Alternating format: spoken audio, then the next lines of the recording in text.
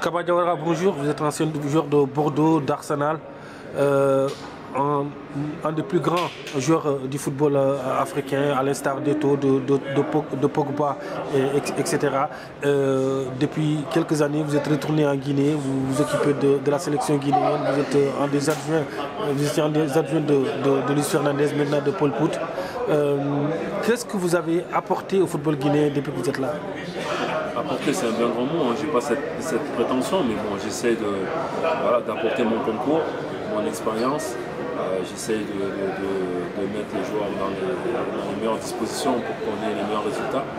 Même si en ce moment, ce n'est pas trop le cas, mais voilà, on essaie de travailler de plus en plus. Et là, avec la nouvelle équipe, justement, de tenter la qualification pour la Coupe d'Afrique, c'est bien parti. Et pourquoi pas après pour la prochaine Coupe du Monde. Là, aujourd'hui, vous êtes en France, vous rencontrez des binationaux, vous avez rencontré quelques-uns. Quel est le discours que vous portez à ces binationaux, vous qui étiez ancien international? Déjà, je leur dis que moi, j'ai été le premier binational à faire le chemin inverse. Donc, j'essaie de leur apporter mon expérience. C'est vrai que nous, au départ, c'était pas facile parce que les structures n'étaient pas là et que c'était à l'ancien temps, on va dire. Maintenant, ça va beaucoup mieux. Donc, moi, je travaille dans la structure, dans la fédération, justement, pour faciliter ce passage. Donc, on essaye de conseiller, de guider. Mais maintenant, comme je le dis souvent, la décision revient aux joueurs et aux familles des joueurs. Donc, si les joueurs et leur famille ne veulent pas venir, c'est difficile. Même en leur apportant tous les conseils, tous les soutiens, il faut que ce soit une volonté du joueur et de sa famille. Et c'est ça qui est un petit peu difficile parce qu'il y a beaucoup d'a priori, il y a beaucoup d'érondis et comme je leur dis, il faut essayer de venir voir, participer à un stage, à un match amical, au moins ça n'engage à rien et après de prendre la décision. Vous pensez qu'avec Antonio Suarez et son équipe, le discours a commencé à passer aux côtés de certains internationaux? Ça passe, mais après c'est vrai que c'est un choix de vie, c'est un choix de carrière et je sais que c'est pas facile parce qu'après une fois maintenant qu'ils vont faire le choix, ils ne pourront plus revenir en arrière. Donc c'est vrai qu'il faut peser le pour et le contre. Moi je pense que c'est le bon moment parce que déjà au niveau de la Guinée on n'a jamais été aussi bien pour accueillir ce genre de joueurs. Mais comme je le répète encore une fois, le choix est personnel et je suis d'accord avec ça, même si j'œuvre pour que le joueur se tourne vers la Guinée. On est un peu dicté par l'actualité. Votre ancien entraîneur Arsène Wenger va raccrocher les crampons à la fin de l'année. Quel était votre premier rapport avec Arsène Wenger? Quel était son discours pour vous amener à Arsenal? Quel a été le premier contact? Disons que moi il n'y avait pas de portable à l'époque, donc il a téléphoné chez mes parents. Et ça fait bizarre quand on me dit que c'est Arsène Wenger qui vient me parler.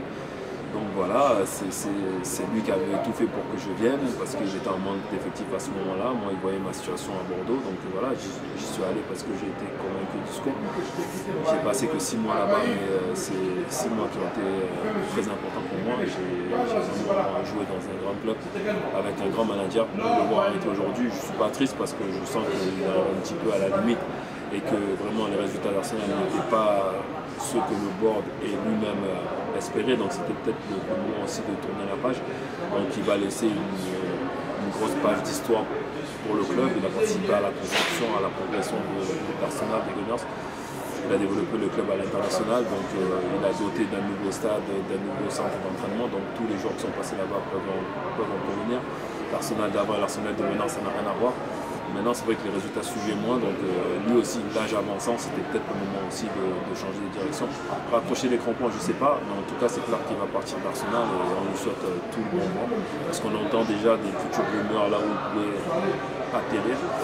Donc je suppose que ce ne sera pas comme entraîneur, mais comme général manager d'un grand club européen, je pense qu'il peut le faire. Est-ce que vous avez discuté avec lui depuis qu'il a pris cette décision?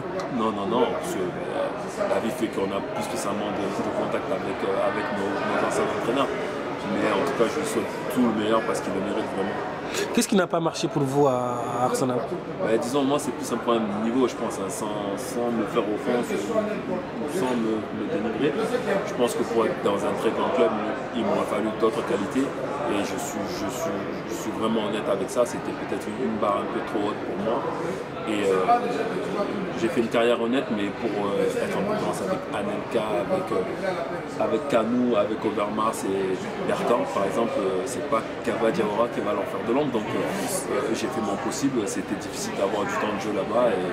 Et donc voilà, mais c'était une bonne expérience. J'ai fait mon possible. Et voilà, donc je suis très content.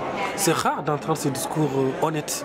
Ben, moi je suis honnête, donc les personnes qui me connaissent vont savoir, je ne suis pas quelqu'un qui se voile la face non plus, donc il faut être honnête, hein, c'était vraiment trop haut pour moi et chaque joueur doit être capable de se dire ça. Il faut avoir de l'ambition, c'est clair et net, mais il faut aussi savoir sur l'année dernière et dire ben, là c'est un peu trop haut, donc je vais redescendre un petit peu pour jouer.